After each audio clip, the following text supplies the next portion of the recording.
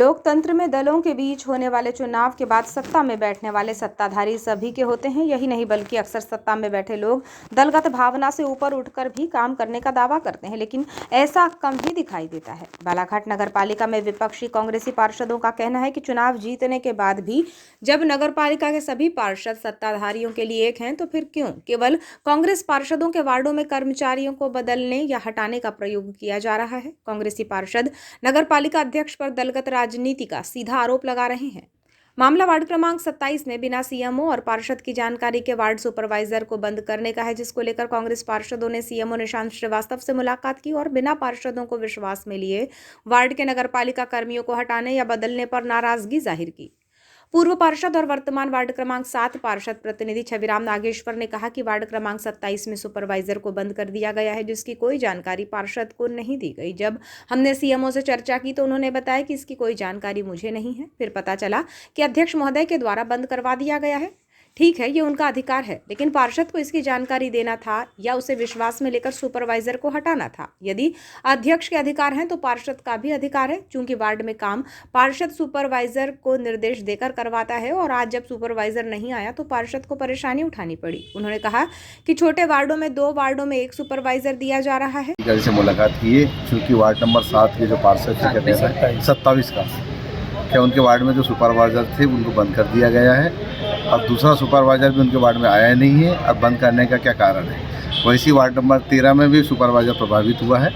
हम मुख्य नगर पालिका अधिकारी के संज्ञान में ला रहे थे, लेकिन मुख्य नगर पालिका अधिकारी का कहना है कि मेरे संज्ञान में ये बात है ही नहीं है। जब जानकारी लिए तो बात आई नगर पालिका अध्यक्ष जी की। हम अध्यक्ष जी भी कहना चाहते हैं, अगर कोई वार्ड में अगर परिवर्तन आपको करना है तो संबंधित वार्ड के जो पार्षद है उसको भी जानकारी रहना चाहिए। बिना पार्षद की जानकारी लेके कोई भी काम कर रहे, ये भी नियम अनुसार नहीं है। आपके ठीक है, आपके अपने अधिकार है, लेकिन पार्षद के भी अपने अधिकार है ना। अब जब वार्ड नंबर 27 के सुपरवाइजर नहीं गए तो वार्ड के पार्षद को कितनी तकलीफ हो रही है ये हम समझते हैं, क्योंकि हम सभी काम जो सुपरवाइजर से करवाते हैं। चूँकि ठीक है मेरे वार्ड में नहीं है, लेकिन हमारे और भी वार्डों में सुपरवाइजर है ना, वहाँ व्यवस्था रहनी चाहिए। कितने वार्डों में सुपरवाइजर नहीं है? एक मेरे वार्ड में तो है नहीं सुपरवाइजर। वार्ड क्रमांक? Ward number 7। और जैसी जानकारी मिली है अभी के वार्ड नंबर 27 के भी सुपरवाइजर को बंद कर दिया गया है करके।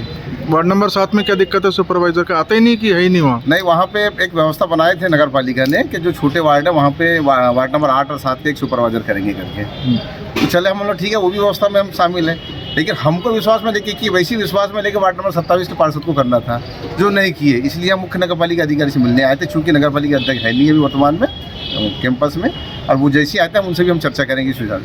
नेता प्रतिपक्ष योगराज कारोल इल्हारे ने कहा कि चुनाव के बाद अध्यक्ष को दलगत राजनीति से ऊपर उठकर सभी वार्डों में काम करना चाहिए, लेकिन देखा जा रहा है कि अध्यक्ष महोदया दलगत राजनीति कर रही हैं। वार्ड क्रमांक 27 में बिना पार्षद को जानकारी दिए वार्ड के सुपरवाइजर को बंद कर दिया गया। उन्होंने कहा कि यदि अध्यक्ष महोदया नगर के सभी वार्डों को लेकर निष्पक्ष हैं तो केवल कांग्रेसी पार्षदों के वार्ड में ही परिवर्तन या प्रयोग क्यों किया जा रहा है?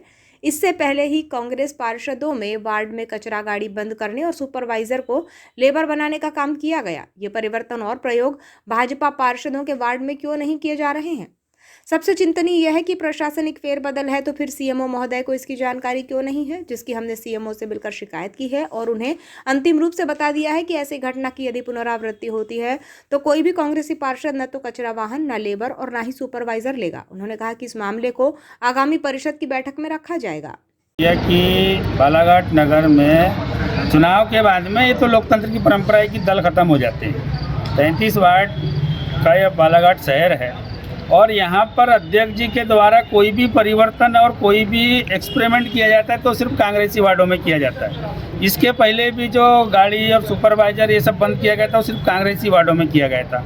अभी हमारे वार्ड नंबर 27 के यहाँ के सुपरवाइजर को 13 नंबर भेज दिया गया, 13 नंबर के सुपरवाइजर को कहीं और भेज दिया गया। पार्षदों को इसकी कोई जानकारी नहीं है। ये परिवर्तन मैं अध्यक्ष जी को तब मानता कि वो निष्पक्ष है कि किसी भी बीजेपी के हद वार्ड में ऐसा परिवर्तन करते हो।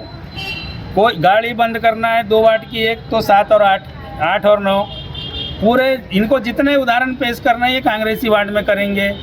सुपरवाइजर को लेबर बनाएंगे तो सिर्फ कांग्रेसी वार्डों के सुपरवाइजर को लेबर बनाएंगे और हमारे माननीय मुख्य नगर पालिका अधिकारी को कोई जानकारी उनके संज्ञान में होती ही नहीं है। तो ये बड़ा दुर्भाग्य की बात है और हमने आज अंतिम बार बोल दिए हैं कि जैसी पूर्व रूप से यथा व्यवस्था चल रही थी वो यथावत चले, अन्यथा पूरे 11 वार्डों में कचरा गाड़ी भी नहीं चाहिए, सुपरवाइजर भी नहीं चाहिए और लेबर भी नहीं चाहिए। ये हमने आज उनको ये परिषद की बैठक में ये मामला परिषद की बैठक तो ये बुलाते ही नहीं है ना, 6 महीने हो गए हैं, मुँह छिपा रहे। 6 महीने से परिषद की बैठक नहीं हो रही है। ये तो हम परिषद में भी ये सब बातें रखते हैं, अब आ रही है बोलते हैं परिषद, देखते हैं बात करते हैं। इस पूरे मामले को लेकर सीएमओ नगर पालिका निशांत श्रीवास्तव का कहना है कि मेरी जानकारी में ये नहीं है, चूंकि ये प्रशासनिक फेरबदल है तो इसे मेरे संज्ञान में होना चाहिए। कुछ वार्डों के सुपरवाइजर चेंज कर दिए गए हैं, जिसे संज्ञान में लेकर संबंधित को लेटर जारी कर पूछा जाएगा कि किस आधार पर परिवर्तन किया गया है, जिसका पूरी जानकारी लेकर नोटिस जारी किया जाएगा।